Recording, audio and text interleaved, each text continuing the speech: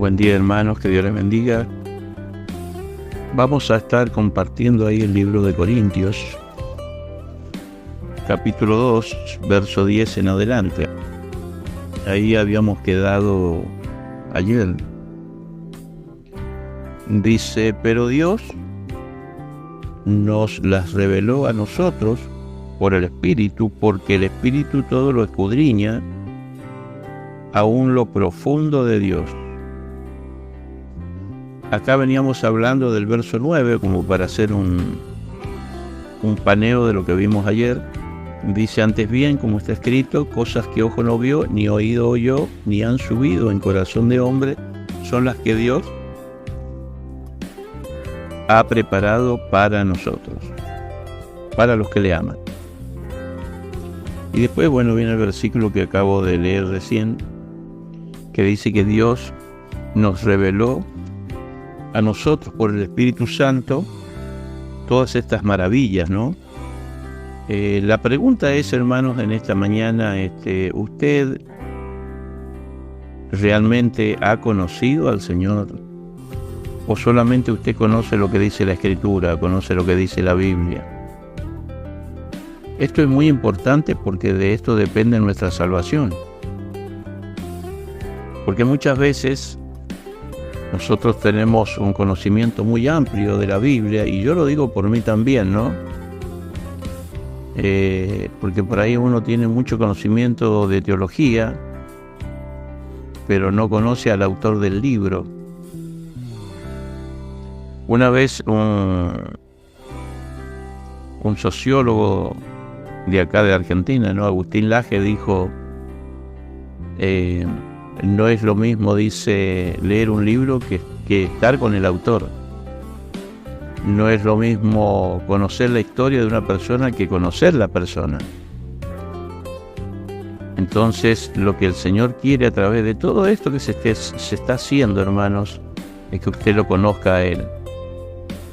Que usted tenga una experiencia con el Señor. Que usted pueda tener un encuentro personal con el Señor. Usted sabe que mucha gente por ahí lee la Biblia, lee la Escritura, la palabra de Dios, pero la leen no creyendo lo que dice. Ellos no saben y no creen que hay un paraíso que nos está esperando, que hay lugares que Dios ha hecho solamente para los hijos que le aman, para aquellos que son fieles. Un día un hermano muy conocido y muy ferviente me dijo, ¿pero usted cree todo lo que dice la Biblia o algunas cosas nomás? No, le dije yo creo todo lo que dice la Biblia. Porque la Biblia dice que la suma de su palabra es la verdad.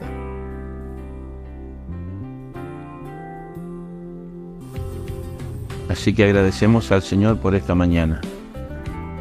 Es para que nosotros meditemos. Amén.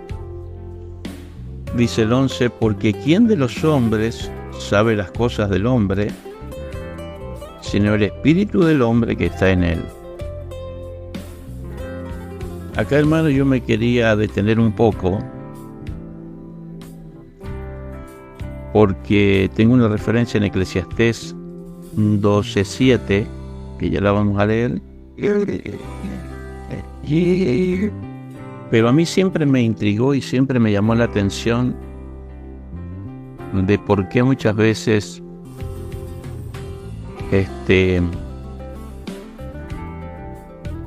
al mismo Cristo, ¿no? Al mismo Cristo crucificado, el mismo Señor tuvo que entregar su espíritu. Dice la Biblia que Él le entregó su espíritu al Padre. Y siendo el Hijo de Dios, significa y quiere decir, hermanos, que el espíritu de las personas es muy importante. El alma también es importante. Y el cuerpo de carne también es importante, porque el cuerpo de carne, el cascarón, esto que tenemos por fuera, es el aparato, ¿no? La cáscara que nos deja poder ver el mundo real, o sea, el mundo donde vivimos. Yo siempre digo, el alma es un sustantivo abstracto, o sea, es algo que no se ve, pero está ahí como el viento.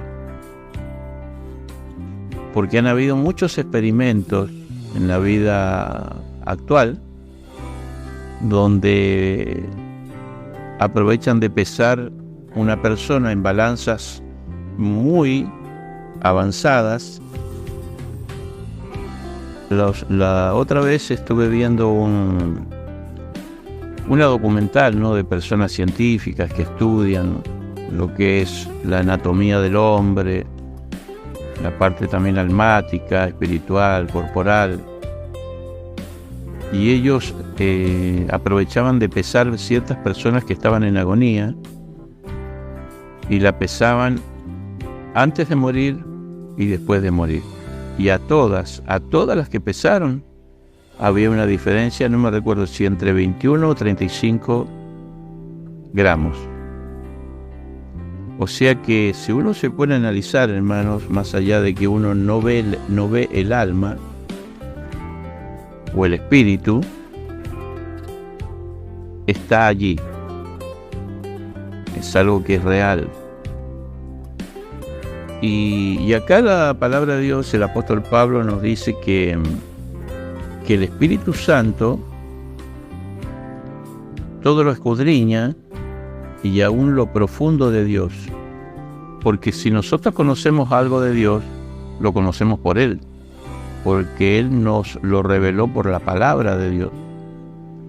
Si usted quiere saber quién es Dios, el carácter de Dios, de dónde salió Dios, de dónde vino Dios, a dónde va Dios, qué quiere hacer Dios, su carácter, su plan, todo está estampado en la palabra de Dios, todo. No hay duda de nada, hermano. Es como que usted nació en este mundo, pero Él dejó este manual para que nosotros lo pudiéramos leer y examinar y escudriñar, ¿ah? Porque la Biblia en Juan 5:39 dice: escudriñar las Escrituras. No dice que la leamos, dijo que la escudriñemos, que la investiguemos. Pero mire lo que dice acá en el verso 11: porque ¿quién de los hombres sabe las cosas del hombre sino el espíritu del hombre que está en él? Mire, hermano, el que escudriña el corazón de Dios es el Espíritu Santo, y Él nos lo revela. Pero el que escudriña el corazón del hombre es el mismo espíritu del hombre. Entonces yo creo que por eso, hermanos, cuando Cristo muere, dice la Biblia que entregó el Espíritu.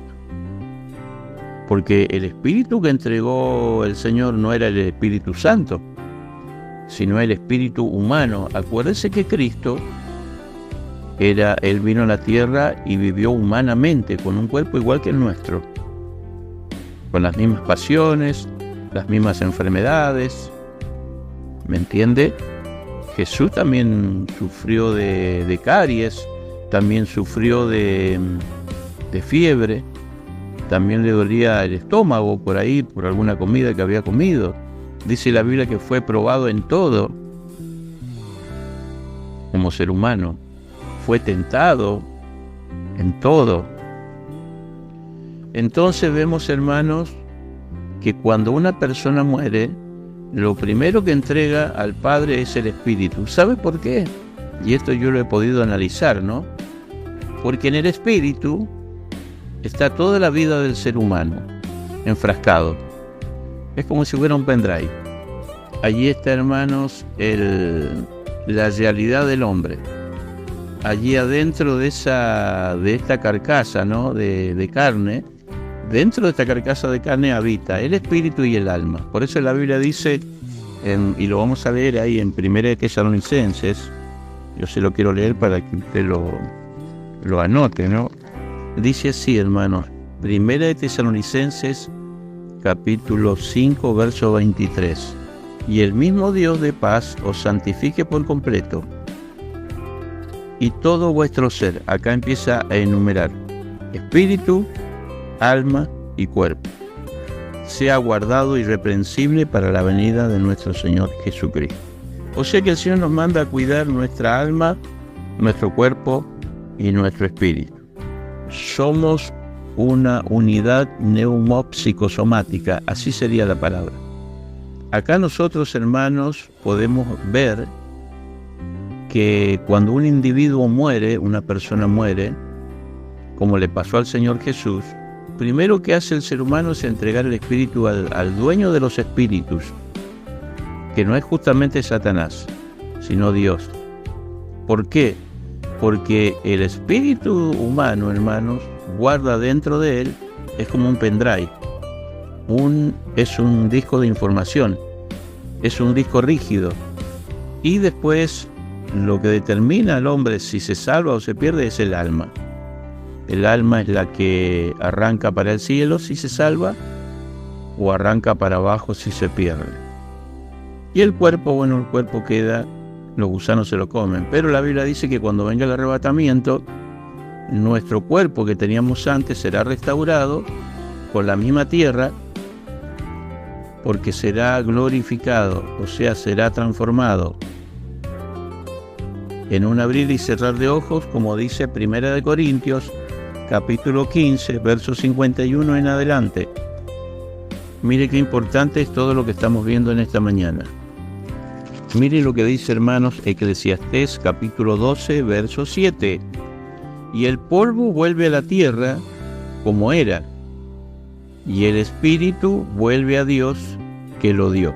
Yo quiero aclarar algo esta mañana, y es por eso que los testigos de Jehová, especialmente el pastor Bullón, que es un pastor de la iglesia de los adventistas, ellos se toman, hermanos, estas dos sectas, los adventistas y los testigos de Jehová, ellos se toman de este versículo para decir que el hombre es formado solamente por el alma. O sea que la persona es el alma, nada más. Y pasan de largo, porque ellos acá dicen que cuando el espíritu vuelve a Dios quien lo dio, para ellos el espíritu es el alma. Y no es así, hermanos. El espíritu es otro accesorio de nuestra humanidad, ¿me entiende? Es como si, a ver, una naranja, un ejemplo, una naranja tiene cáscara, usted la pela y se encuentra con la parte carnosa que se la come, y si usted la parte al medio tiene la semilla. Entonces el ser humano es igual, hermanos. El ser humano tiene alma, cuerpo y espíritu. Entonces, hermano, todos los espíritus de los seres humanos, todos, no el Espíritu Santo, sino el espíritu humano, va a Dios quien lo dio, todos. Y eso Dios lo tiene guardadito en el cielo. Usted va a decir, pastor, ¿y de dónde saca usted esas teorías? ¿De dónde saca usted, dónde sale en la Biblia que Dios los tiene guardaditos, los espíritus de los humanos? Dios se sirve del espíritu humano para saber lo que hay dentro del ser humano. Como dice el verso, ¿me entiende? El verso 11 del capítulo 2 de 1 Corintios dice, porque ¿quién de los hombres sabe las cosas del hombre? Sino el mismo espíritu del hombre que está dentro de él. Entonces, hermano, cuando la persona muere, usted va a decir, ¿cómo Dios se puede acordar de esa persona que murió hace 3000 años atrás? Murió en una guerra ahí peleando con Moisés, con, no sé, con David, o se ahogó en la época de Noé. Toda la historia del ser humano está en el espíritu, no en el cuerpo y tampoco en el alma. El alma es consecuente de lo que dice el espíritu. O sea que si el alma del hombre va a parar al infierno o al cielo, eso es una consecuencia de lo que está escrito y lo que está dicho en el espíritu. Mire, hermano, qué importante que es todo esto, ¿no? Qué bueno que es poder entender todo esto, hermano. Entonces Dios echa mano, no es que Dios no sepa, Dios sabe todas las cosas, hermano. Y no es que Dios lo tiene encapsulado y guardado en un galpón, eso que lo tiene por las dudas que Él se olvide, ve, y diga, Dios, pucha, no voy a hacer cosa que me golpee la cabeza, me dé Alzheimer, o tal vez me pase algo y bueno, mi hijo se va a quedar encargado y ya él tiene de dónde están los archivos de cada persona. No, hermano, Dios igual lo sabe, pero Dios es un Dios ordenado. Es como usted, mire, usted cuando usted se maneja en esta vida, usted tiene un cajón donde guarda, o una caja donde guarda todas las boletas que va pagando. Tiene otro cajón, no sé si de madera, de cartón, o tiene una caja donde usted guarda, un ejemplo, todos los documentos suyos, de sus hijos, de sus nietos, o las fotos. Y después tiene otro cajón, otra caja, donde usted guarda, un ejemplo, los estudios bíblicos, los recuerdos que usted va por ahí, le dan por ahí un cancionero, o le regalan una Biblia. Yo por lo menos lo tengo así guardado en mi casa, o sea, tengo un orden. Porque si usted quiere saber, hermanos, cómo es Dios, Dios es un Dios ordenado, así dice la Biblia. Entonces Dios, hermanos, a cada individuo que muere, le saca el espíritu, pero no es que se lo saque, sino que eso es innato. Como dice Eclesiastés 12:7, el espíritu va a Dios quien lo dio. Y ya se lo voy a dar con una referencia bíblica para que usted se dé cuenta. Y el alma, hermano, como dije, es consecuente de lo que dice el espíritu. O sea que el que te va a mandar al frente, el que te va a acusar, es el espíritu. Por eso, hermanos, cuando el Señor, ahí en el libro, creo que es de Juan, se encuentra con la mujer samaritana, cuando el Señor se encuentra, hermanos, con la mujer samaritana, dice la Biblia, hermanos, que el Señor le dice a la mujer, en el capítulo 4 de San Juan, el Señor empieza a tener una charla con la mujer samaritana, y ésta le dice, nuestros padres dijeron que teníamos que adorar en Samaria. Claro, porque acuérdese que más o menos como 700 años antes de Cristo, yo le doy un paneo así rápido, Israel se separa en dos partes, el reino del norte y el reino del sur. Y bueno, en esa historia, hermanos, en esa separación, Nabucodonosor se lleva a los judíos 70 años cautivos, y las otras 10 tribus quedan bajo el dominio de los asirios. Entonces, cuando quedan bajo el dominio de los asirios, hermanos, es donde aparece el rey Acab, la reina Jezabel y todos estos reyes malvados, ¿no? Como Manasés. En ese tiempo estaba Ezequías, y ellos gobernaban el reino de Israel, porque estaba el reino de Israel y el reino de Judá, que muchas veces entre ellos mismos se peleaban. Entonces, eso trajo, hermanos, después, con el tiempo, de que del reino del norte aparecieran los samaritanos. Y cuando Nehemías, hermanos, esto lo traigo a la memoria para que usted entienda, cuando Nehemías empieza a reconstruir los muros de Jerusalén y Zorobabel empieza a hacer el templo, por otro lado, usted va a notar en la historia que aparecen unos personajes que quieran impedir que se haga el templo, el segundo templo, que se renueve. Y esas personas eran samaritanas, eran hebreos, no judíos, eran hebreos. Eran de la misma familia, o sea que eran como primos lejanos, primos. Entonces, hermanos, acá vemos la mujer samaritana, le dice al Señor y le está queriendo dar cátedra, y le dice, nuestros padres dijeron que teníamos que adorar aquí, en Samaria. Claro, porque cuando se separa el reino, ¿qué es lo que hizo Acab? El rey Acab hizo otro templo y otros reyes que se apartaron de Judá, se apartaron de cuando muere Salomón, queda su hijo, y ese hijo, hermanos, culpa de él se divide el reino. Entonces las otras 10 tribus, que no son ni benjaminitas ni judíos, ellos se hacen su propio templo y hacen sus propios sacrificios, y dentro de ese templo meten al dios Baal. En ese supuesto templo que habían hecho para Jehová, después hacían orgías adentro, sacrificaban, le cortaban el cuello a los reptiles, hacían brujerías, hechicerías. Mientras tanto que el reino del sur, ellos adoraban al Señor en el templo de Jerusalén, en el templo que había hecho Salomón, el cual restauró Zorobabel, junto con Nehemías, con Esdras, con Ageo. Entonces, acá, hermanos, mire qué importante que es este dato que yo le voy a dar, hermanos. Entonces acá, hermanos, porque estamos hablando del espíritu humano, acuérdense lo que estuvimos leyendo en 1 Corintios, capítulo 2, verso 11. Dice acá en el libro de San Juan, capítulo 4, hermanos, que la mujer samaritana le dice al Señor: nuestros padres dijeron que teníamos que adorar en Samaria. Habían pasado más de 700 años. Y vuestros padres, le dice al Señor, dice que tenemos que adorar en Jerusalén. Entonces el Señor le aparece con una frase y le dice en el verso 23 del capítulo 4 de Juan: mas la hora viene y ahora es, mujer, cuando los verdaderos adoradores adorarán al Padre en espíritu y en verdad. Porque también el Padre tales adoradores busca que le adoren. Entonces, hermanos, acá en el verso 24 dice: Dios es espíritu. Y acá cuando dice Dios es espíritu, el espíritu está con mayúscula, o sea que está hablando que Dios es el mismo Espíritu Santo.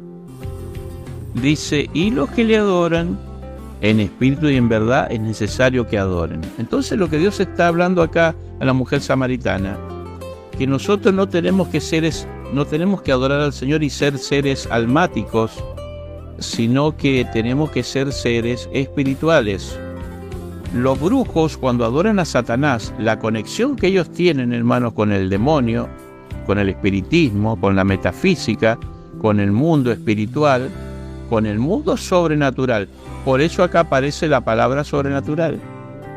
Acá, hermanos, con este estudio usted puede ver y analizar qué peligroso que es usar esta palabra, la palabra sobrenatural. Entonces, hermanos, acá el Señor nos está diciendo que Dios es necesario que le adoremos en espíritu, y el espíritu está con minúscula.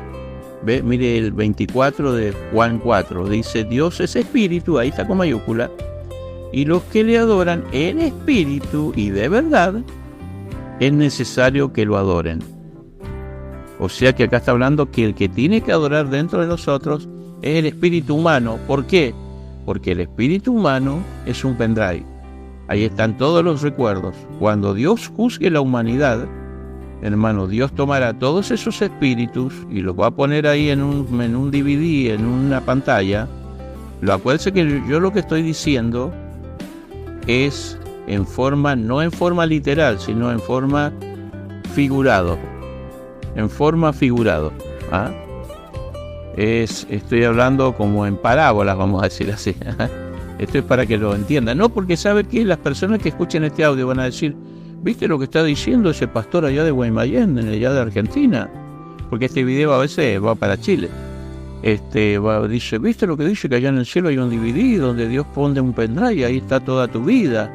No, yo lo que estoy hablando en forma, lo que estoy diciendo es en forma metafórica. Yo se lo hago así para que usted lo entienda. Pero por eso, hermanos, las personas que mueren, todas las personas que mueren, lo primero que hacen es entregar el espíritu. Y después de ahí, bueno, el alma se deriva a donde tiene que ser, al infierno o al cielo. Entonces, por eso, hermanos, los testigos de Jehová, vuelvo a lo mismo, y los adventistas no creen que seamos seres tripartitos. Ellos no creen que nosotros vivimos y estamos en 3 dimensiones.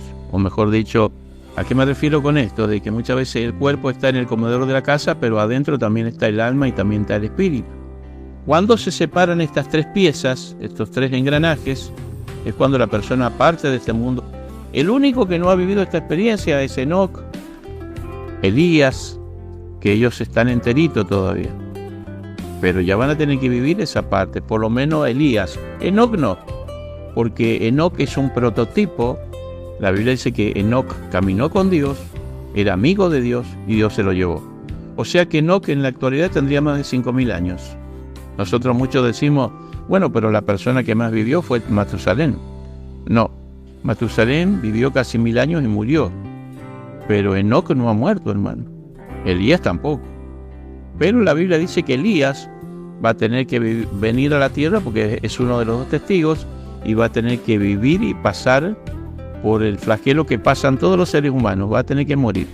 La Biblia dice en Apocalipsis que va a morir Elías y Moisés, que son los dos testigos, y van a estar 3 días y medio en la plaza, y de ahí serán tomados y serán arrebatados al cielo. Así dice la Biblia.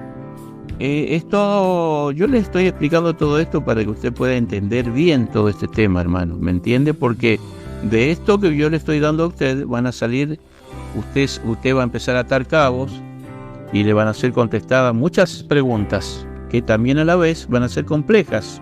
Ciertamente una vez un gran ingeniero, un científico físico que era cristiano, dijo: mientras más me acerco a la verdad, cada vez sé menos. Claro, hermano, mire cuando descubrieron el ADN. Se abrió una caja de Pandora y se encontraron cosas impresionantes. Y hermano, cuando descubren el ADN, este es un cachetazo para los que hablan de la igualdad de género. Esta gente que habla de la igualdad de género, y que bueno, que hay que votar por la igualdad de género, que en el documento yo no quiero ser masculino ni femenino, sino X u otro género, ¿no? Que ellos dicen que ahora, bueno, en el documento por fin van a tener, y esto lo digo con todas las palabras, hermanos, porque no sé si me irán a borrar este audio de YouTube, porque ya me han borrado varios audios por hablar de este tema. ¿Me entiende? Yo en un audio hablé del COVID y me lo borraron, hablé de la vacuna, me lo borraron, hablé de las antenas 5G y me lo borraron. Así que bueno, por algo será. El diablo no quiere que uno sepa la verdad, hermano. Pero este es un cachetazo para aquellos que dicen de la igualdad de género. Cuando se descubre, hermanos, la cadena de ADN, cuando se descubre eso, hermanos, el ADN, ahí se da cuenta que los cromosomas de las mujeres con los hombres son distintos. No me acuerdo quién es XX y el otro XY. Entonces, es muy importante, hermanos, lo único que se ha descubierto son 2 clases de género, femenino y masculino. O sea que echamos por tierra toda esa teoría de la igualdad de género con la parte científica y genética. Entonces, volviendo, hermano, al estudio acá, porque mire dónde nos fuimos, ¿no? Acá podemos ver, hermanos, que el espíritu nuestro, y quiero dar una referencia última, y quiero leer otra vez 1 Corintios 2:11, porque ¿quién de los hombres sabe las cosas de los hombres, sino el mismo espíritu del hombre que está dentro de él? ¿Me entiende? Entonces Dios, si quiere saber algo de usted, ¿a dónde va a ir la mirada de Dios? Al espíritu. Y yo quiero que me acompañe ahí a 1 Tesalonicenses, porque habla del arrebatamiento, y ahí hay una palabra, hermanos, que usted tal vez pasó 10.000 veces por arriba y no le prestó atención. Mire, yo se lo voy a leer, para que usted, hermanos, vea 1 Tesalonicenses capítulo 4. Que nosotros los que vivimos, o sea, está hablando de nosotros, que habremos quedado hasta el arrebatamiento del Señor, hasta la venida, dice acá, no nos adelantaremos a los que durmieron, o sea, a los que murieron. Acá cuando habla de dormir, hermanos, no está hablando de la gente del mundo, de la gente sin Cristo, de la gente que murió sin salvación. Cuando dice la palabra dormir, es porque está hablando de una persona salva. La Biblia dice que Abraham durmió con Dios, Moisés también durmió con Dios, las esposas de Isaac y de Jacob también durmieron con Dios. O sea que en un día, hermanos, ellos van a ser arrebatados también y serán levantados, porque no murieron, sino durmieron. Eso es muy importante que usted lo tenga en cuenta, porque esas palabras, hermanos, marcan una doctrina fundamental en la iglesia cristiana. 1 Tesalonicenses 4:13. Tampoco queremos, hermanos, que ignoren acerca de los que duermen, o sea, de los que mueren, para que no se entristezcan como los otros del mundo que no tienen esperanza, que lloran arriba del cajón. Porque si creemos que Jesús murió y resucitó, acá está la palabra, hermano, así también traerá Dios con Jesús a los que durmieron en él. Acá, hermanos, en esta parte, dice que Jesús traerá con él, consigo, de parte de Dios, lo vuelvo a leer, así también traerá Dios con Jesús, porque acuérdense que Jesús es quien va a venir en el arrebatamiento a buscar su iglesia, pero va a ser enviado por Dios. Y si es enviado por Dios, es como si viniera el Dios mismo, porque Jesús es Dios, es la misma sustancia del Padre y la misma sustancia del Espíritu Santo. Dice, porque si creemos que Jesús murió y resucitó, así también traerá Dios con Jesús, va a traer esos paquetitos a los que durmieron en él, a los que murieron. Entonces, hermanos, en ese paquetito que Jesús va a traer de parte de Dios, o sea que cuando Jesús venga a arrebatar la iglesia, va a venir con una bolsa como si fuera Papá Noel, llena de almas con espíritus para que vengan a buscar sus cuerpos. Miren lo que dice, lo vuelvo a leer. Por eso es muy importante la gramática histórica. Es muy importante el contexto de lo que está hablando. Nos hemos alargado un poquito y ya terminamos. Dice, así también traerá Dios con Jesús a los que durmieron en él, a los que murieron. O sea, ¿qué va a traer ahí? A todos aquellos que murieron en Cristo. No a los que no murieron en Cristo, sino a los que murieron en Cristo. Va a traer sus almas y sus espíritus. ¿Para qué? Para que sean introducidos en ese cuerpo lleno de gusanos que va a ser transformado en un abrir y cerrar de ojos. Porque ese cuerpo que Dios nos dio va a ser transformado y va a ser glorificado. ¿Me entiende, hermanos?